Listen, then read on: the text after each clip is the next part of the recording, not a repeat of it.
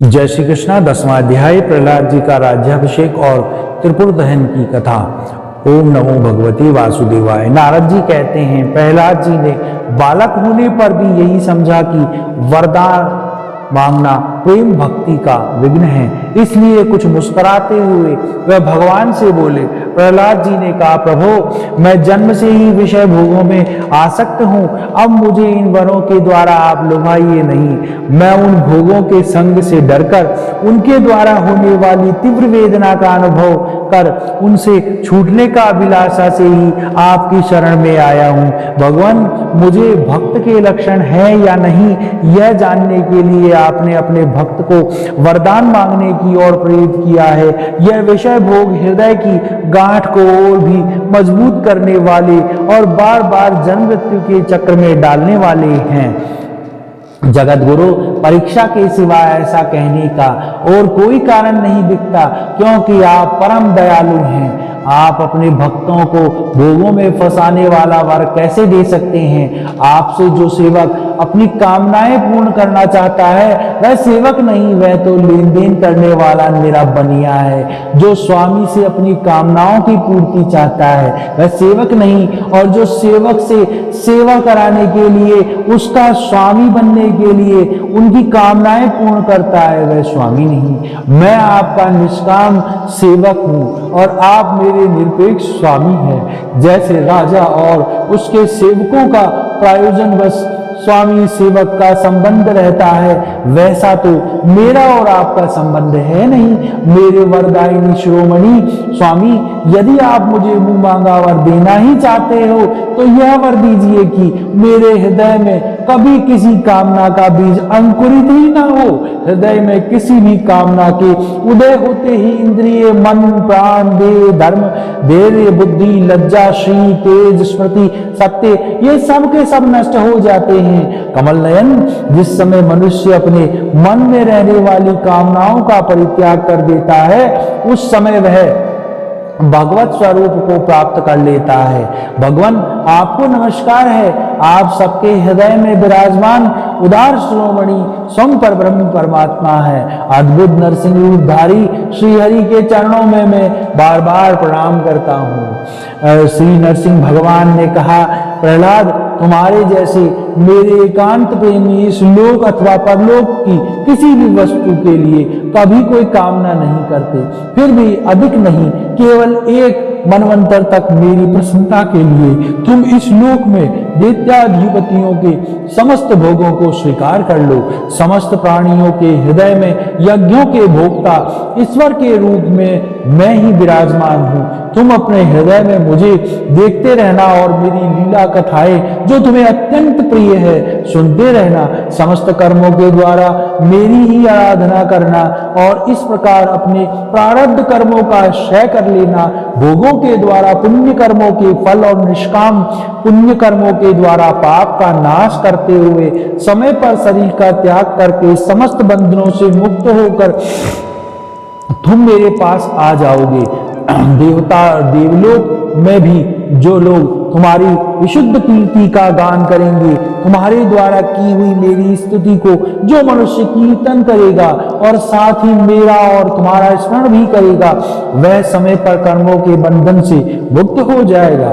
प्रहलाद जी ने कहा, महेश्वर, आप वर देने के स्वामी हैं, वालों में स्वामी हैं। आपसे मैं एक वर और मांगना चाहता हूँ। मेरे पिता ने आपके ईश्वरीय तेज को और सर्वशक्तिमान चराचर गुरु स्वयं आपको न जानकर आपकी बड़ी निंदा की है। इस विष्णु ने मेरे भाई को मार डाला है। ऐसी मिथ्या दृष्टि रखने के कारण पिताजी क्रोध के वेग को सहन करने में असमर्थ हो गए थे। इसी से उन्होंने अब आपका भक्त होने के कारण मुझसे भी द्रोह किया था। दीन बंधो, यद्यपि आपकी दृष्टि पड़ते ही वह पवित्र हो चुके हैं, फिर भी मैं आपसे प्रार्थना करता हूँ कि उस जल्दी नाश न होने वाले दुस्तर दोष से मेरे पिता शुद्ध हो जाएं। नरसिंह भगवान ने कहा, निष्पाप प्रहलाद, तुम्हारे पिता स्वयं पवित्र होकर तर गए। इसकी तो बात ही क्या, इसकी किस पीढ़ियां भी के पितर होते तो वह भी सब तर जाते, क्योंकि तुम्हारे जैसा कुल को पवित्र करने वाला पुत्र जो प्राप्त हो गया। मेरे शांत समदर्शी और सुख से सदाचार पालन करने वाले प्रेमी भक्तजन जहां जहां निवास करते हैं वह स्थान कीकट ही क्यों न हो पवित्र हो जाते हैं।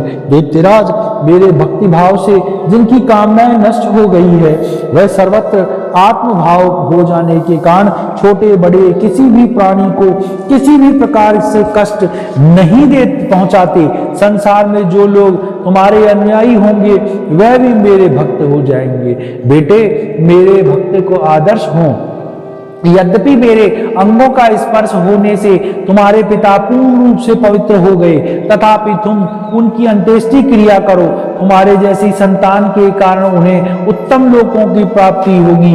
बस तुम अपने पिता के पद पर स्थित हो जाओ और वेदवादी मुनियों की आज्ञा के अनुसार मुझ में अपना मन लगाकर और मेरी शरण में रहकर मेरी सेवा के लिए ही अपने सारे कार्य करो।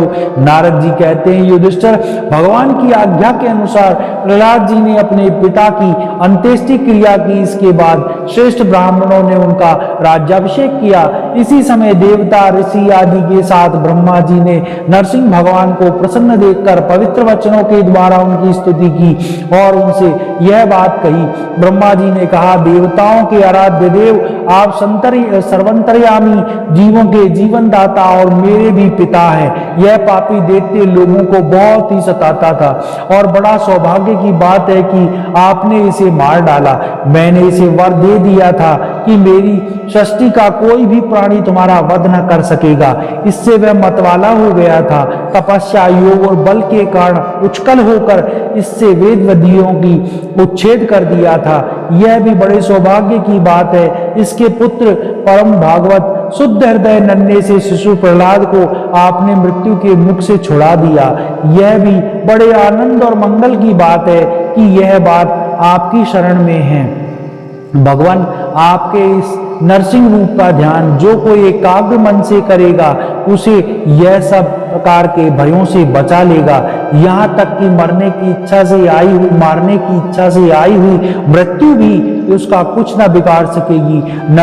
श्री नरसिंह भगवान बोले, ब्रह्मा जी, आप दैत्यों को ऐसा वर ना दिया करें जो स्वभाव से ही क्रूर है। उनको दिया हुआ वर तो वैसा ही है जैसे सांपों को दूध पिलाना। नारद जी कहते हैं, युधिष्ठिर, नरसिंह भगवान इतना कहकर और ब्रह्मा जी के द्वारा की हुई पूजा को स्वीकार करके वहीं अंतर ध्यान हो समस्त प्राणियों के लिए अदृश्य हो गए। इसके बाद प्रहलाद जी ने भक्तवत्सल ब्रह्मा, शंकर की, प्रजापतियों और देवताओं की पूजा करके उन्हें माथा टेक कर प्रणाम किया। तब शुक्राचार्य आदि मुनियों के साथ ब्रह्मा जी ने प्रहलाद जी के समस्त दानव और दैत्यों का अधिपति बना दिया।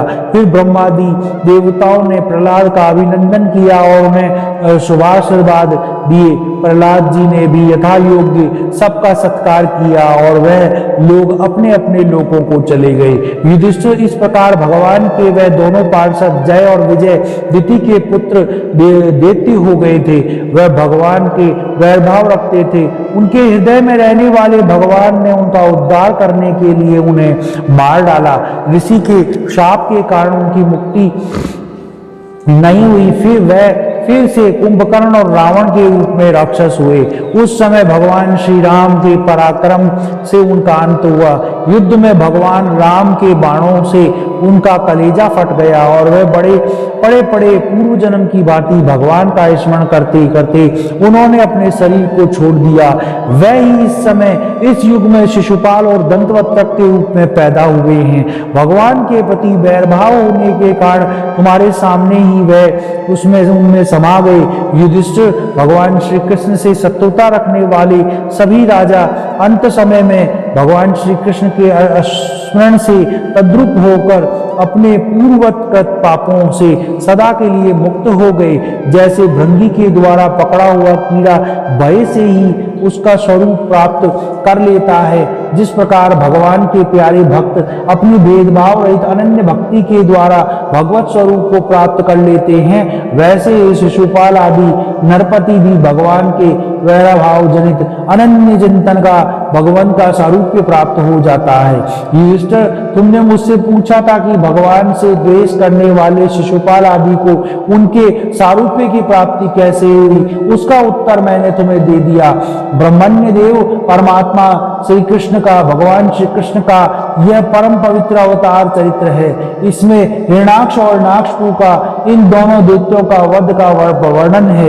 इन प्रसंगों में भगवान के परम भक्त प्रहलाद का चरित्र भक्ति, ज्ञान, वैराग्य और संसार की सृष्टि, स्थिति और प्रलय के स्वामी श्री हरि के यथार्थ स्वरूप तथा इनके दिव्य गुणों और लीलाओं का वर्णन है। इस आख्यान में देवता और दैत्य के पदों के कालक्रम से जो महान परिवर्तन होता है उनका भी निरूपण किया गया है, जिसके द्वारा भगवान की प्राप्ति होती है। उन भगवत धर्म का भी वर्णन है। अध्यात्म के संबंध में भी जानने योग्य बातें इसमें है। भगवान के पराक्रम से पूर्ण इस पवित्र आख्यान को जो मनुष्य पुरुष श्रद्धा से कीर्तन करता और सुनता है वह कर्म बंधन से मुक्त हो जाता है। जो मनुष्य परम पुरुष परमात्मा की यह श्री नरसिंह लीला, सेनापतियों सहित हिरण्याक्षपु का वध, संत शिरोमणि प्रहलाद का पावन प्रभाव एकाग्र मन से पढ़ता और सुनता है, वह भगवान के अभय पद वैकुंठ को प्राप्त करता है।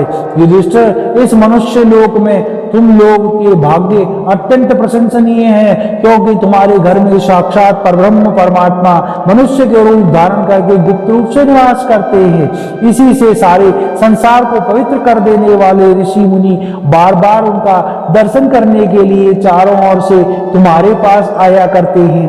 बड़े बड़े महापुरुष निरंतर जिनको ढूंढते रहते हैं, जो माया के लेस से रहित परम शांत परमानंद स्वरूप भगवत परब्रह्म परमात्मा है, वह ही तुम्हारे प्रिय हितैषी ममेरे भाई पूज्य आज्ञाकारी गुरु और स्वयं आत्मा श्री कृष्ण है। भगवान शंकर, ब्रह्मा आदि भी अपनी सारी बुद्धि लगाकर वह ये सब है इस स्वरूप का उनका वर्णन नहीं कर सकते, फिर हम तो कर ही कैसे सकते हैं। हम तो मौन, भक्ति और संयम के द्वारा ही उनकी पूजा करते हैं। कृपा हमारी यह पूजा स्वीकार करके भक्तवत्सल भगवान हम पर प्रसन्न हो। युधिष्ठिर, यही एकमात्र आराध्य देव हैं। प्राचीन काल में बहुत बड़े मायावी मयासुर को ने इन जब रुद्रदेव की कामनी कीर्ति के में कलंक लगाना चाहा था, तब उन्हीं भगवान श्री कृष्ण ने फिर से उनके यश की रक्षा और विस्तार किया था।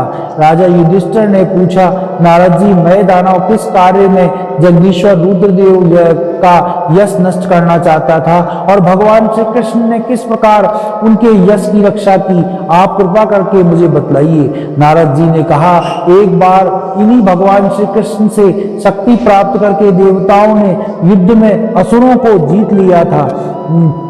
उस समय सबके सब असुर मायावियों ने परम गुरु मय दानव की शरण लेने गए। शक्तिशाली मायासुर ने सोने, चांदी और लोहे के 3 विमान बना दिए। ये विमान क्या थे? 3 पुर ही थे। वह इतने विलक्षण थे कि उनका आना जाना जान नहीं पड़ता था। उनमें अपरिमित सामग्रियां भरी हुई थी। युधिष्ठिर, दैत्य सेनापतियों के मन में तीनों लोक और लोकपतियों के प्रति वैरभाव तो था ही, अब उनकी याद करके वह तीनों विमानों के द्वारा वह अपने छिपे हुए रहकर सबका नाश करने के लगे। तब लोकपालों के साथ सारी प्रजा भगवान शंकर की शरण में गई और उनसे प्रार्थना की कि प्रभु, त्रिपुर में रहने वाले असुर हमारा नाश कर रहे हैं, हम आपके हैं, अतः देवादिदेव आप हमारी रक्षा कीजिए। उनकी प्रार्थना सुनकर भगवान शंकर ने कृपापूर्ण शब्दों में कहा, डरो मत। फिर उन्होंने अपने धनुष पर बाण चढ़ाकर तीनों पुरों पर छोड़ दिए। उन्होंने उस बाण से सूर्यमंडल से निकलने वाली किरणों के समान अनन्य बहुत से बाण निकले। उनमें से मानो आग की लपटें निकल रही हो। उनके कारण उन पुरों का दिखना बंद हो गया। उनके स्पर्श से सभी विमान निवासियां निष्प्राण होकर गिर पड़े। मायावियों मय बहुत से उपाय जानता था। वह उन दैत्यों को उठा लाया और बनाए हुए अमृत के कुएं में डाल दिया। उस सिद्ध अमृत रस को स्पर्श होते ही असुरों का शरीर अत्यंत तेजस्वी और वज्र के समान सुदृढ़ हो गया। वह बालकों को विदीर्ण करने वाली बिजली की आग की तरह उड़ खड़े हुए। इन्हीं भगवान श्री कृष्ण ने जब देखा कि महादेव जी तो अपना संकल्प पूरा न होने के कारण उदास हो गए हैं, तब उन असुरों पर विजय प्राप्त करने के लिए उन्होंने एक युक्ति की। यही भगवान विष्णु उस समय गो बन गए और ब्रह्मा जी बछड़ा बन गए।